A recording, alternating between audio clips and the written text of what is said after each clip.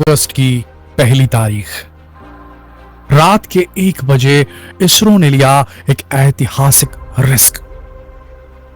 12 से 1 के बीच कोई भी वैज्ञानिक इसरो के इस ट्रैक सेंटर में सोया नहीं था। सबकी आंखों में एक अलग ही एंजाइटी नजर आ रही थी।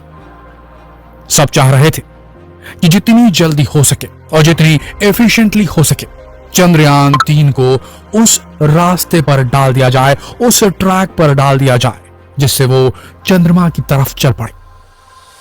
Lunar injection, trans lunar injection phase, TLI कहा जाता है इसे। पिछले 18 दिनों से चंद्रयान 3 चक्कर काट रहा था, परिक्रमा कर रहा था, ऑर्बिट में घूम रहा था पृथ्वी की। अब इन 18 दिनों में उसने उस गति को अटेन कर लिया था जिसे बिना फ्यूल जलाए इसरो के वैज्ञानिकों ने प्लान किया था कि धरती की ग्रेविटी का इस्तेमाल करके वो उस वेलोसिटी को प्राप्त कर लेगा जिसे एस्केप वेलोसिटी कहा जाता है। धरती की एस्केप वेलोसिटी। एस्केप वेलोसिटी वो होती है दोस्तों जो किसी भी सेलेस्टियल बॉडी या अंतरिक्षीय पिंड की ग्रेविटी को मात देने के लिए काफी हो। यानी कि धरती ग्रेविटी को छोड़कर जाने के लिए जितनी ताकत लगेगी, जितनी गति लगेगी, उसे एस्केप वेलोसिटी कहा जाता है। आपको बता दें दोस्तों, अर्थ की एस्केप वेलोसिटी 11.2 किलोमीटर प्रति सेकंड है। ध्यान से सुनिएगा, प्रति सेकंड 11 किलोमीटर प्रति सेकंड। अगर इसे पर आवर में हम बताएं आपको तो लगभग 40,270 किलोमीटर प्रति घंटा। अब आपको बता दें इसरो ने कितना बड़ा रिस्क लिया है आज रात 1 बजे। ध्यान से सुनिएगा, धरती इतनी तेज गति से घूम रही है, ये इसकी एस्केप वेलोसिटी है। और अगर चंद्रयान 3 इस वेलोसिटी को बीट कर पाने में फेल हो जाता, देखिए अभी चंद्रयान 3 जो था आज रात के 1 बजे से पहले वो अपने 5th ऑर्बिट और आखिरी ऑर्बिट में चक्कर लगा रहा था। इसके बाद उसे चंद्रमा की राह पर, चंद्रमा के हाईवे पर, लूनर हाईवे पर भेजा जाना था।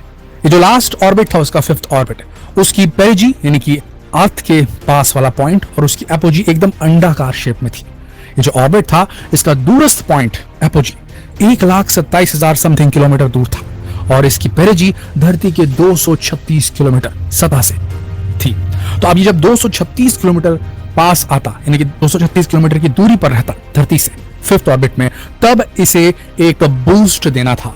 वो बटन दबाना था इसरो को एकदम सटीक, प्रिसाइज टाइमिंग में और एकदम सही ड्यूरेशन में। और साथ ही जो थ्रस्टर्स हैं, जो उसके अंदर जो इंजन्स लगे, उन्हें भी एकदम सही मात्रा में फ्यूल को बर्न करना था।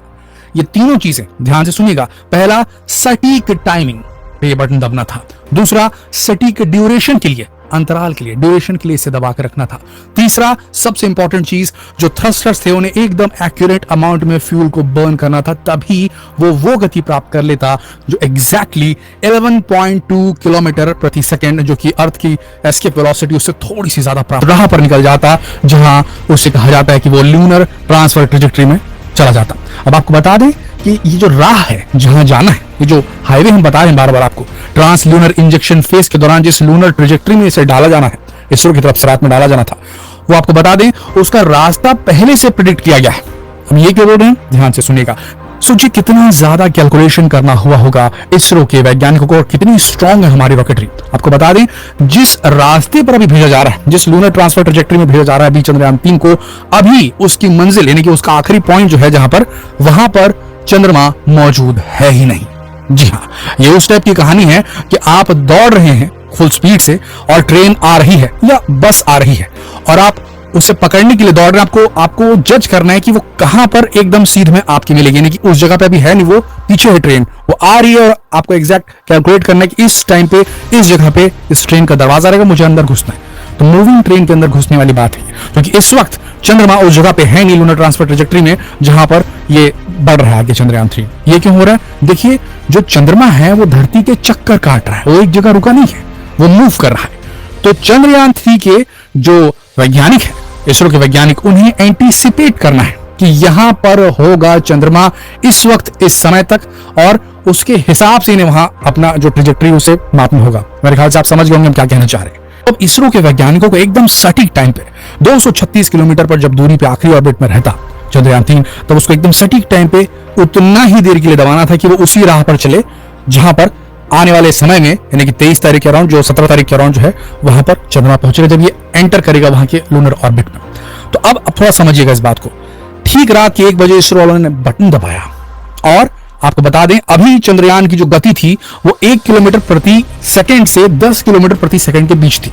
जब ये धरती से दूर रहता तो इसकी स्पीड कम और जब पास रहता तो इसकी स्पीड बढ़ जाती, क्योंकि जैसे जैसे धरती के पास आता है अपनी ऑर्बिट करते हुए तो धरती की ग्रेविटी और ज्यादा स्ट्रांग होती जाती है, तो इसे और स्पीड मिलती है। समझ रहे हैं? तो अब ये आया 236 के पास, तो समझ लीजिए इसकी स्पीड कम से कम 10 किलोमीटर से थोड़ी सी ऊपर रही होगी। एकदम प्रिसाइसली इन्हें आधा किलोमीटर की स्पीड बढ़ानी थी 11.2 से एस्केप वेलोसिटी क्रॉस करने के लिए, और इन्होंने एकदम सटीक टाइम पे सटीक बटन दबाया।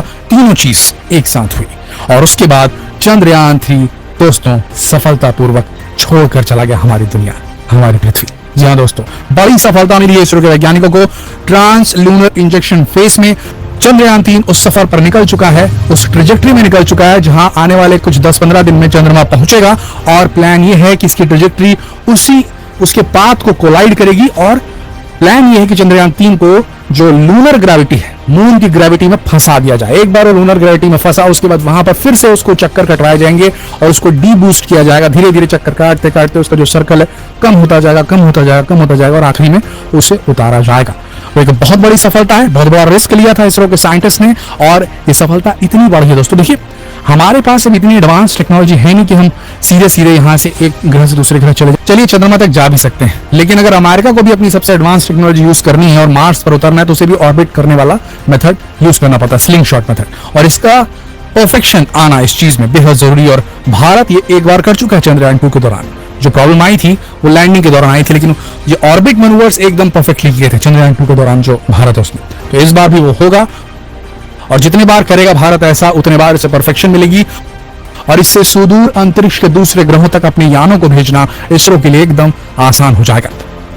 तो बहुत बड़ी यहां पर उपलब्धि है। हम सब चाहते हैं कि आप सब शुभकामनाएं दें इसरो को, और हम सब प्रे करें, प्रार्थना करें, दुआ मांगे कि इसरो इस बार कामयाब हो जाए और हम सारे भारतवासियों का सपना साकार कर दे, एक सॉफ्ट लैंडिंग चंद्रमा पर करके।